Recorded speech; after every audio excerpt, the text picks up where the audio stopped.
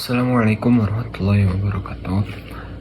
Nama saya Anton Putra Hergawan dengan NPM 22166. Di sini saya akan menjelaskan tentang hak menguasai benda. Jadi, apa sih hak menguasai benda itu?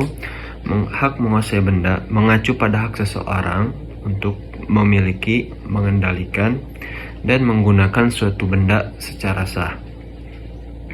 Hak ini memberikan kekuasaan kepada pemilik untuk memanfaatkan benda tersebut sesuai dengan kehendaknya, serta melindungi hak eksklusifnya terhadap benda tersebut dari campur tangan atau penggunaan oleh pihak orang lain.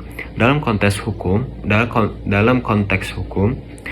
hak menguasai benda diatur oleh peraturan-peraturan yang berlaku, termasuk hukum perdata.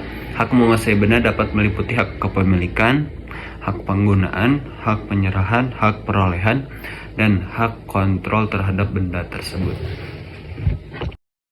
Dan selanjutnya ada ciri umum hak menguasai benda. Yang pertama itu hak eksklusif, yang kedua hak untuk memperoleh, yang ketiga hak untuk mengalihkan, yang keempat hak untuk mengendalikan dan mengurus benda, yang kelima itu hak untuk memperoleh manfaat dari hasil atau pendapatan benda. Jadi hak eksklusif itu hak menguasai benda memberikan pemilik hak eksklusif untuk menggunakan, mengendalikan, dan menguasai benda tersebut.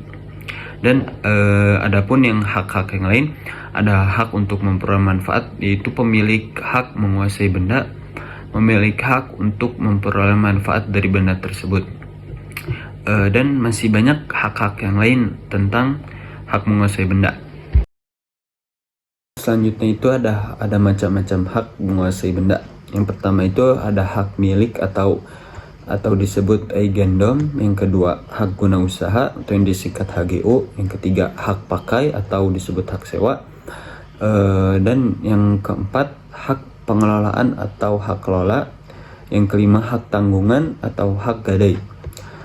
Di sini seperti hak guna usaha, yaitu hak guna usaha adalah hak untuk menggunakan dan memperoleh manfaat dari tanah negara atau tanah yang diberikan oleh pemerintah kepada pihak lain untuk jangka waktu tertentu guna kegiatan usaha atau kegiatan lain yang memberikan manfaat ekonomi. Atau hak pengelolaan. Hak pengelolaan itu adalah hak untuk mengelola suatu benda seperti bangunan, tanah, atau kompleks perumahan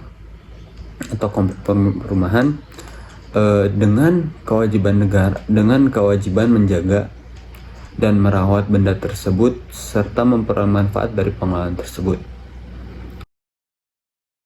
Jadi selanjutnya itu ada tujuan adanya hak menguasai benda. Yang pertama itu kepastian hukum, yang kedua perlindungan kepentingan pribadi, yang ketiga stabilitas ekonomi, yang keempat perlindungan terhadap penyalahgunaan, yang kelima itu dipermudahin transaksi hukum. Jadi misalnya kepastian hukum itu hak menguasai benda memberikan kepastian hukum kepada pemilik terkait status kepemilikan dan penggunaan benda. Dengan memiliki hak yang jelas, pemilik benda dapat memanfaatkan, mengendalikan, dan melindungi benda tersebut tanpa campur tangan atau gangguan yang tidak sah dari pihak lain.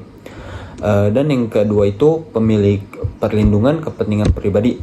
Jadi hak menguasai benda melindungi kepentingan pribadi pemilik terhadap benda tersebut. Pemilik memiliki hak eksklusif untuk menggunakan, memanfaatkan, dan mendapatkan manfaat dari benda sesuai dengan keinginan dan kebutuhan pribadinya. Dan selanjutnya itu ada contoh kasus. Dan selanjutnya contoh kasusnya itu seperti ada suatu wilayah di Indonesia terjadi sengketa tanah antara A dan B. A mengklaim sebagai pemilik sah atas sebidang tanah seluas 1 hektar yang telah dimilikinya sejak tahun 1990.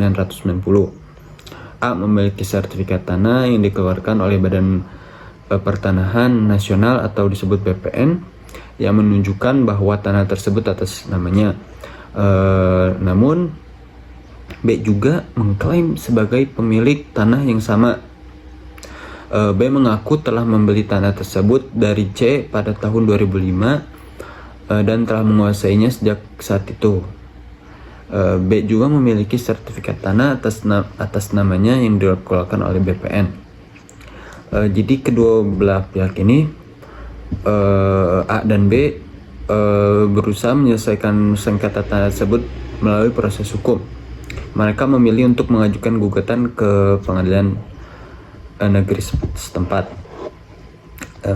Dalam persidangan, A memaparkan bahwa ia telah menguasai tanah tersebut selama lebih dari 20 tahun. Ia menunjukkan bukti seperti dokumen-dokumen kepemilikan, pembayaran pajak, perjanjian jual beli yang menguatkan klaimnya sebagai pemilik tadi.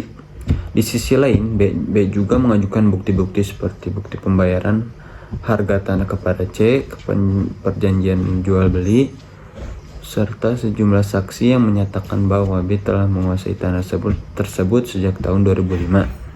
Setelah mempertimbangkan argumen dan bukti dari kedua pihak, pengadilan negeri melakukan pemeriksaan terhadap kedua sertifikat tanah yang diajukan. Mereka menemukan bahwa sertifikat tanah atas nama A dikeluarkan sebelum sertifikat tanah atas nama B, menunjukkan berarti bahwa A adalah pemilik yang pertama kali mendapatkan tanah tersebut. Selain itu, pengadilan juga mempertimbangkan asas first in time, first in right. Jadi yang berlaku dalam hukum perdata yang menyatakan bahwa pemilik yang pertama kali mendaftarkan haknya memiliki prioritas dalam hak kepemilikan.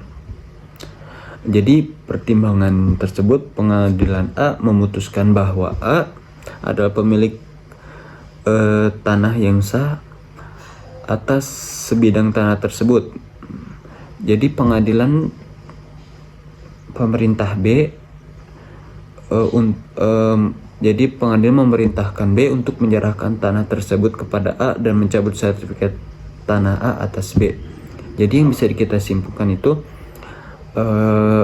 dalam apabila terjadi sengketa tanah dan ada hak, ada dua sertifikat, tetapi yang diibaratkan tadi A sudah memiliki sertifikatnya dari tahun 1990, sedangkan B itu baru ada baru menyatakan bahwa dia mempunyai itu tahun 2005. Jadi apabila di pengadilan, jadi akan diambil atau akan diputuskan kepada A karena dia sudah memiliki hak atas tanah yang sangat lama atau sudah berlangsung lebih lama daripada B. Ya, seperti itu. Sekian dari saya. Assalamualaikum warahmatullahi wabarakatuh.